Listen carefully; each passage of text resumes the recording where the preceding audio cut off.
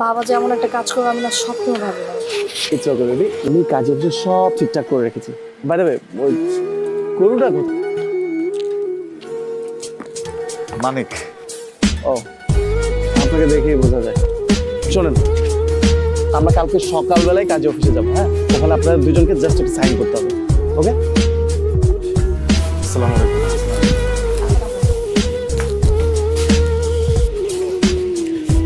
অনেক বড় একটা ঝামেলা মিটলো না? হ্যাঁ, ঝামেলা বেড়ে নাই তো?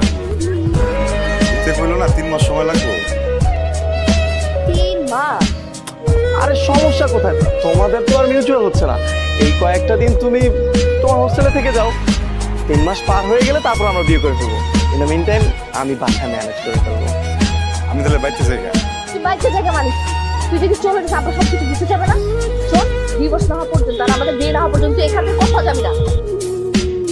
হ্যাঁ, আমি সরি, আমার একটা ইম্পর্টেন্ট ক্লাস ছিল। আচ্ছা আচ্ছা, শোনো, আজকে আমি তোমাকে আমার কিছু ফ্রেন্ড আর কাজিনের সাথে মিট করবো। সে বিন্দুর গ্রাম্য ভাই, ও চাচা তো ভাই।